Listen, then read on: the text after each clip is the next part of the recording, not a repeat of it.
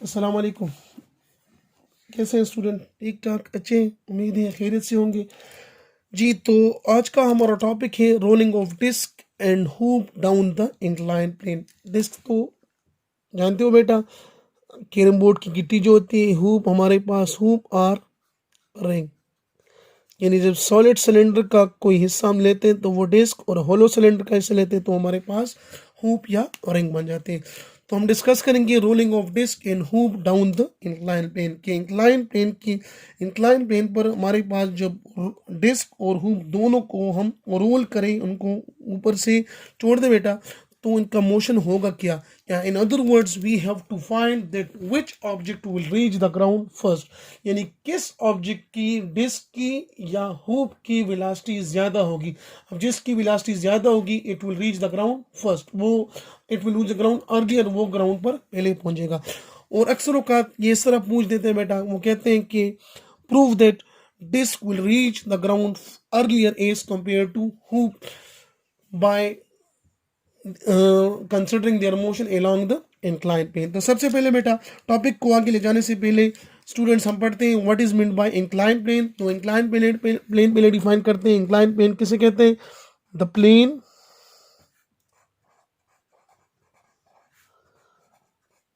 which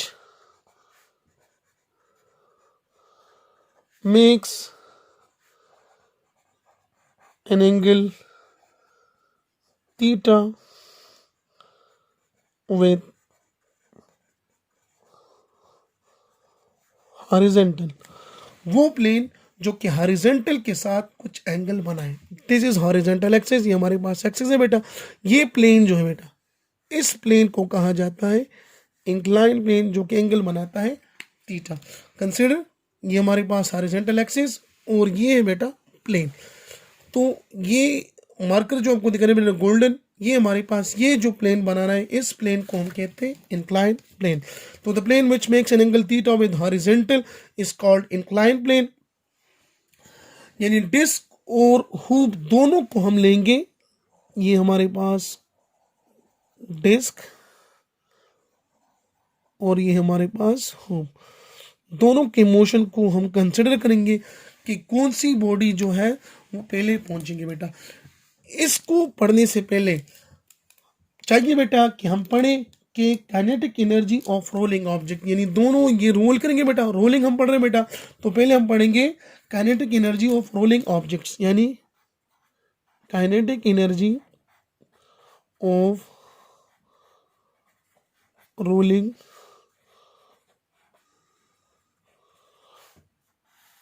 objects. तो consider an inclined plane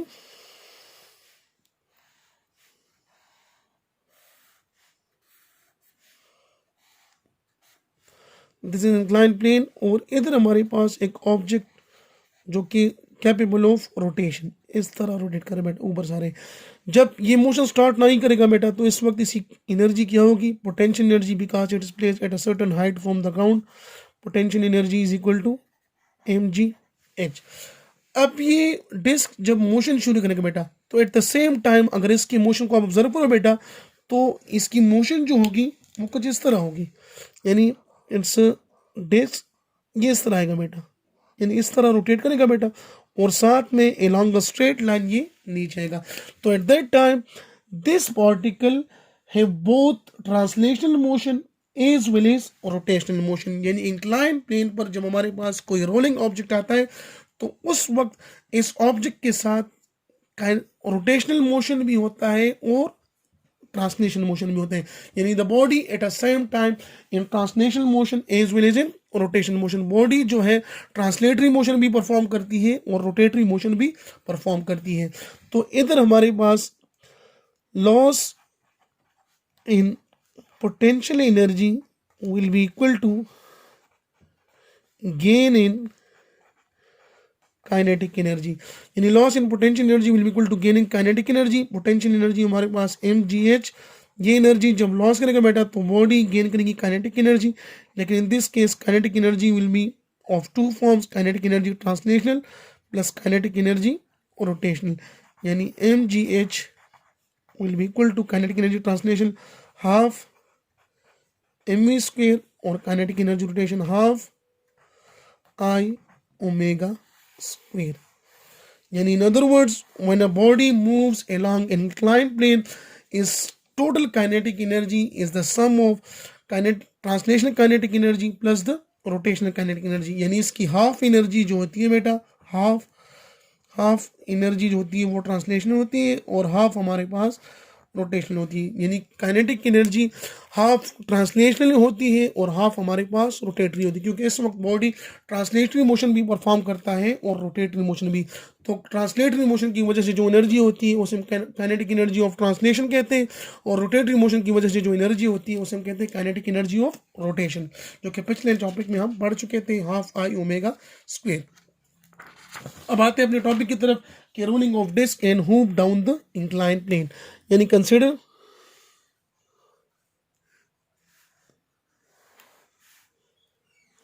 एक incline plane consider करते हैं बेटा. दिस इज इंक्लाइन प्लेन और ये हमारे पास डिस्क और ये हमारे पास रिंग. डिस्क का मास हमारे m और रेडियस ऑफ डिस्क वो है r. Similarly mass of ring हमारे पास m और रेडियस ऑफ रिंग r वो भी हमारे पास है बेटा r. यानी in this case mass of disc and mass of hoop are same, radius of disc and radius of hoop are same. दोनों के मासेस और दोनों के रेडियस जो है वो सेम है. नाउ अब कैलकुलेट करते हैं बेटा कि कौन सा ऑब्जेक्ट जो है वो रीच द ग्राउंड फर्स्ट. वो अक्सर कहते हैं बेटा कि prove that the disc will reach the ground first. यानी इन अदर वर्ड्स वो कह सकते हैं बेटा आपसे कि प्रूव करो कि the velocity of disc is greater than the velocity of hoop along the inclined plane. तो हम प्रूव करेंगे बेटा, इसको डिस्कस करते हैं. First of all we consider disc. Disc को कंसिडर करते हैं बेटा. तो फॉर डिस्क, जिस तरह हम kinetic energy of rolling objects बढ़ चुके हैं बेटा, कि डिस्क हमारे पास इधर इसकी एनर्जी कौन सी होगी, पोटेंशियल एनर्जी. और जब ये नीचे आएगा बेटा तो इसके दो मोशंस होंगे, एक हमारे पास अलॉन्ग अ स्ट्रेट लाइन वो ट्रांसलेटरी मोशन, और एक हमारे पास ये रोटेट भी करेगा बेटा, तो हमारे पास एंगुलर मोशन और रोटेशनल मोशन. तो हम लिखेंगे बेटा for disc loss in potential energy is equal to gain in kinetic energy. अब पोटेंशियल एनर्जी किसके बराबर होती है, potential energy is equal to mgh, और काइनेटिक एनर्जी दो होगी, kinetic energy translational plus kinetic energy rotational. यानी स्ट्रेट लाइन में जो वेलोसिटी वो हमारे पास लीनियर वेलोसिटी, और रोटेटरी मोशन की वजह से जो वेलोसिटी होगी वो हमारे पास एंगुलर वेलोसिटी ओमेगा. तो mgh is equal to half mv square plus half I omega square. Here m is mass of disk, v is linear velocity of disk, I is moment of inertia of disk, and omega is angular velocity of disk. अब जानते हैं बेटा is moment of inertia of disc, जो 6 formula में आपको बता चुका था, आपने याद रखने. Moment of inertia of disc हमारे पास बराबर होती है 1/2 mr स्क्वायर. तो मोमेंट ऑफ इनर्शिया इसकी जगह आई की जगह we will write half mr square. तो ये इक्वेशन बनेगा mgh is equal to 1/2 mv square plus 1/2 I की जगह 1/2 mr square into omega square. देखो बेटा इधर से कंफ्यूज नहीं होना, हमने किया क्या बेटा, आई की जगह ये वाली वैल्यू लिख दी है, बाकी हमारे पास 1/2 आई ओमेगा स्क्वायर। अब ये इक्वेशन बनेगा M G H is equal to 1/2 M V square plus 1/4 1/2 1/2 1/4 M R square omega square. R square omega square we know that V is equal to R omega. अब R square omega square किसके बराबर होगा, linear velocity का square. तो R square omega square की जगह हम लिख देंगे वी स्क्वायर। तो इक्वेशन बनेगा M G H is equal to 1/2 M V square plus 1/4 R square omega square की जगह क्या लिखेंगे बेटा, वी स्क्वायर। तो 1/4 एम अपनी जगह पर और वी स्क्वायर। अब दोनों तरफ से राइट हैंड साइड से आप एम कॉमन कर लो तो we get M G H is equal to M 1/2 V square plus 1/4 V square. M और एम कट जाएंगे दोनों तरफ से, हमारे पास इक्वेशन बनेगा G H is equal to 1/2 और 1/4 को ऐड करो तो क्या बनता है 3/4 वी स्क्वायर। एलसीएम हमारे पास 4 सॉल्व कर दो तो we get G H is equal to 3/4 V square.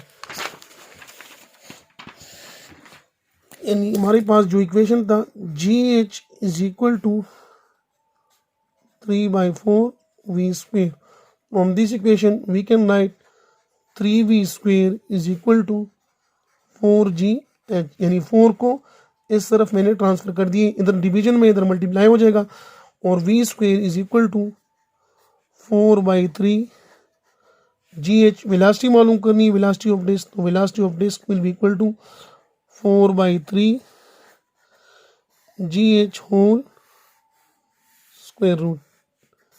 This is equation number A, यानी this will be the velocity of disc. Disc हमारे पास कितनी वेलोसिटी के साथ ग्राउंड की तरफ रीच करेगा, तो it will be equal to 4/3 gh। Now for hoop.